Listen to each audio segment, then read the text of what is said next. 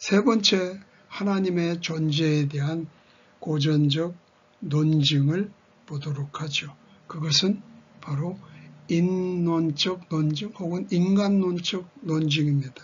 이것은 바로 사람의 인격이 조명을 해주는 겁니다. 우리의 인격이 바로 하나님의 존재를 나타내는 이런 거라고 말할 수 있겠죠. 이 인간론적 논증은 어떻게 정의가 되느냐? 사람의 양심과 그리고 도덕성과 지식과 정신력 등은 어떤 방법으로든지 설명되어야만 합니다. 성경에 이러한 논증의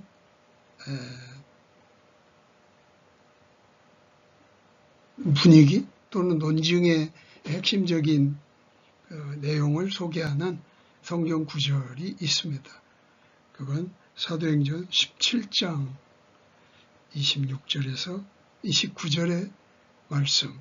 이것은 사도 바울이 아테네, 즉 아덴이라고 하는 도시에서 청중들 앞에 하나님을 증거하는 그런 연설에서 그 하나님이 어떤 분이신가 하는 것을 드러내는데 그 내용들이 설명되고 있습니다. 읽어보겠습니다. 또 그분께서 사람들의 모든 민족들을 한 피에서 만드사 온 지면에 거하게 하시고 미리 정하신 때와 그들을 위한 거주의 경계를 정하셨으니 이것은 그들이 혹시라도 주를 더듬어 찾다가 발견하면 그분을 구하게 하려 하심이라. 그러나 그분은 우리 각 사람으로부터 멀리 떨어져 있지 아니하니 이는 우리가 그분 안에서 살며 움직이며 존재하기 때문이라. 너희의 시인들 중에 어떤 사람들도 이르되 우리 또한 그분의 후손이라 하였나니 그런즉 우리가 하나님의 후손일진데 하나님의 신격을 결코 사람의 기술이나 고안으로 새긴 금이나 은이나 돌 같은 것으로 생각할 것이 아니니라. 특별히 27절에 밑줄이 쳐 있습니다만은 말씀에서 보면 그분이 우리들로부터 멀리 계시는 분이 아니라는 것이 상당히 중요한 내용이라고 생각을 합니다. 물론 그 하나님을 모르는 그 사람들이라 할지라도 그들의 인격 안에 하나님을 알고자 하는 그 본성이 있습니다. 그런데 그 하나님이 가까이 있다고는 느끼지 못하고, 여기서 가까이란 말은 하나님이 내 안에, 나에게 하나님이 드러난다는 것. 이것을 잘 이해하지 못하는 그런 일들이 있다고 하는 것입니다. 그래서 바울은 그렇게 얘기를 하는 겁니다. 그분은 우리와 멀리 떨어져 있지 않고 가까이 있다. 다른 표현으로 한다면 함께 하고 있다는 것을 말하고 있습니다.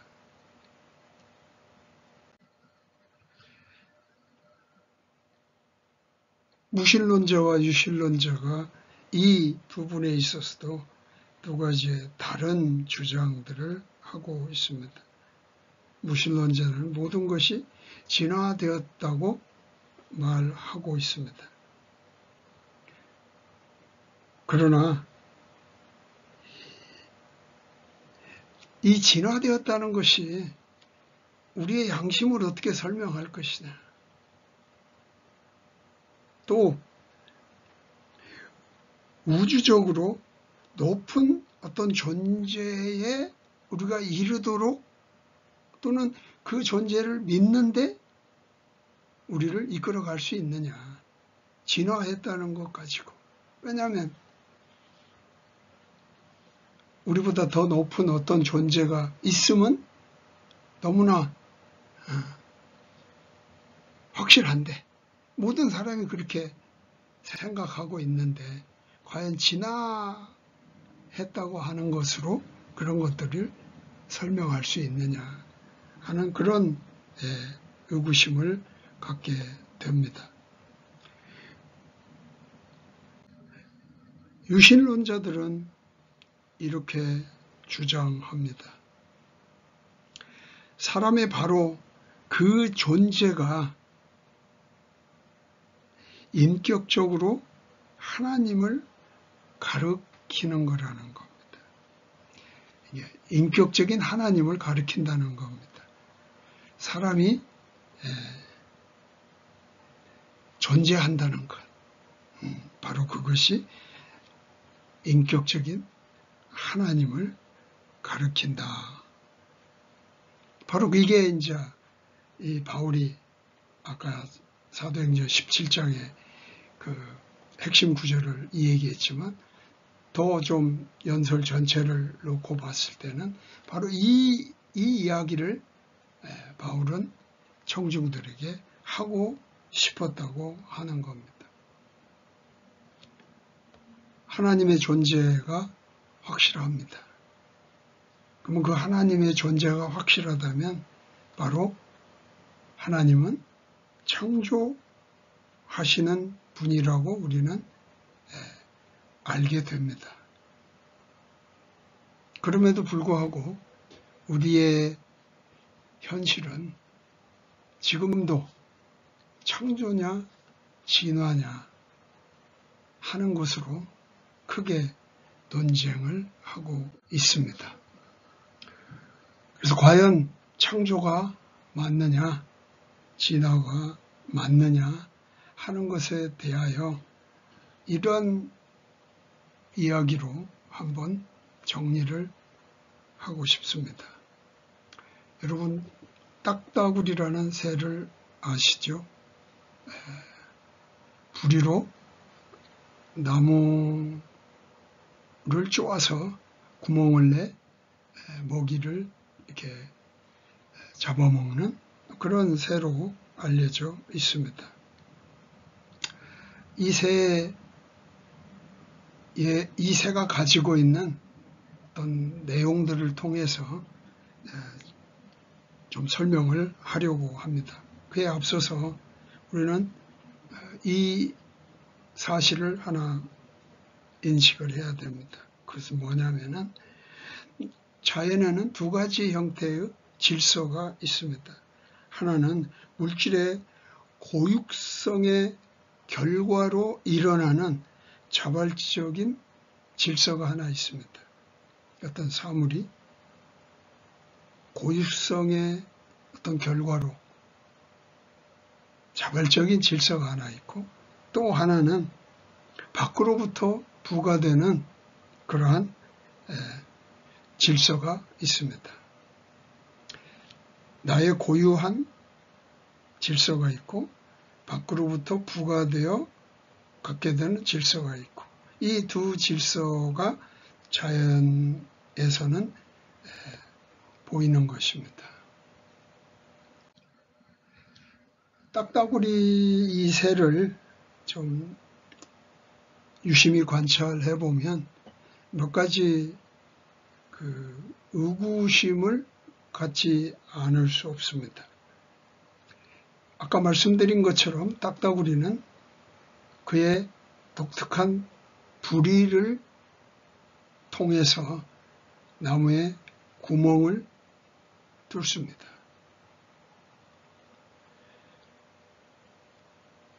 그것이 딱따구리의 전부냐? 그렇게 말할 수는 없죠.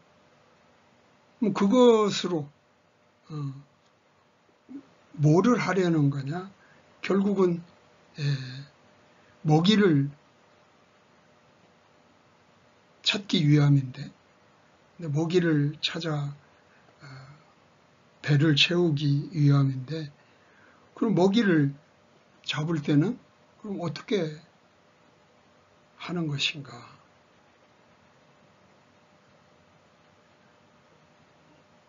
또 이 새가 어떻게 흔히 진화론에서 주장하는 매우 중요한 그 이론이라고 할 수 있는 돌연변이라든지 또는 자연의 어떤 선택이라든지 이런 것들이 진화론에서 주장이 되고 있습니다. 그럼 이 딱따구리에 과연 그런 돌연변이나 자연의 선택은 어떻게 뭐라고 그럴까요? 설명할 수 있는가? 그리고 네 번째는 그렇다면 틀림없이 그 부리로 먹이를 집어 먹지 않는다면 다른 무엇으로 그 먹이를 먹을 텐데 그때 아마 혀를 통해서 그 먹이를 먹을 걸로 지금으로는 생각이 드는데 과연 그렇다면 그 혀는 어떤 혀일까 하는 그런 의구심들이 이 딱따구리의 새를 보게 되면 알 수 있습니다. 이 딱따구리가 부리가 길까요? 짧을까요? 길지는 않겠죠. 그러면 아무래도 나무를 쪼아서 구멍을 뚫는다는 건 힘들겠죠. 너무 짧아도 그 일이 쉽지 않겠죠. 딱따구리의 부리는 하여튼 그 딱따구리가 구멍을 팔 수 있기에 적합한 부리를 특별하게 가지고 있다고 말할 수 있습니다. 구멍을 뚫을 때 그 부리로 계속 쫓는데 그게 엄청난 속도와 횟수라고 말을 합니다.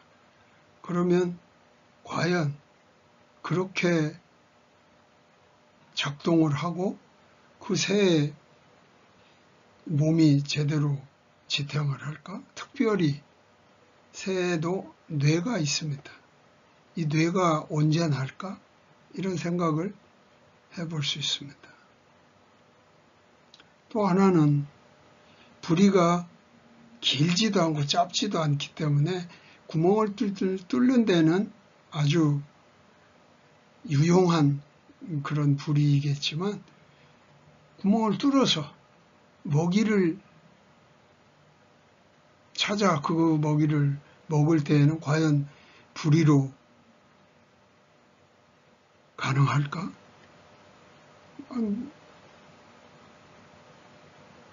어렵다는 생각이 듭니다. 그렇다면 부리가 아닌 다른 기관으로 그 일을 한다면 아마 혀가 그 일을 한다고 볼 수 있겠습니다. 그 다음에 혀는 부리 밖으로 한참 나가서 먹이를 잡을 필요도 있기 때문에 혀가 아마 상당히 길다고 볼 수 있습니다. 그 긴 혀를 어디다 두고 있다가 구멍을 뚫으면 그 혀가 나가서 먹이를 잡을까? 부리는 그렇게 길지가 않기 때문에요. 그래서 이 딱따구리를 관찰해 보니까 두 가지의 문제. 부리로 구멍을 뚫을 때 뇌의 진동을 어떻게 할 거냐. 그리고 먹이는 구멍을 뚫어도 상당히 먼 거리에 있을 수도 있기 때문에 그 먹이를 잡아내기 위해서는 혀가 길게 뽑아져 나가야 돼서 어디에 그 혀를 그러면 가지고 있어야 하느냐 하는 것이 관심이 돼서 연구를 또는 조사를 해봤더니 딱따구리의 뇌를 감싸는 무엇이 있다는 겁니다. 그래서 그 충격을 방지하는 역할을 한다는 거죠. 그게 바로 그 긴 혀가 사용되지 않을 때에는, 즉 나무를 뚫을 때에는 그 뇌를 감싸고 있다가 구멍이 다 뚫어지고 이제 먹이를 찾아 나갈 때에는 그 뇌를 감싸고 있던 혀가 쭉 풀려서 먹이를 잡는 그런 데서 그것으로 충분히 사용될 수 있다고 하는 겁니다.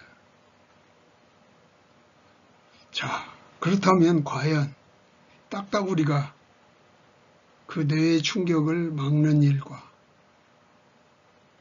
혀가 먹이를 잡는 데까지 길게 뻗쳐가는 것들이 과연 진화하는 그런 과정에서 지금의 우리가 보는 딱따구리의 상태가 되었는가? 그렇게 상상할 수 있는가?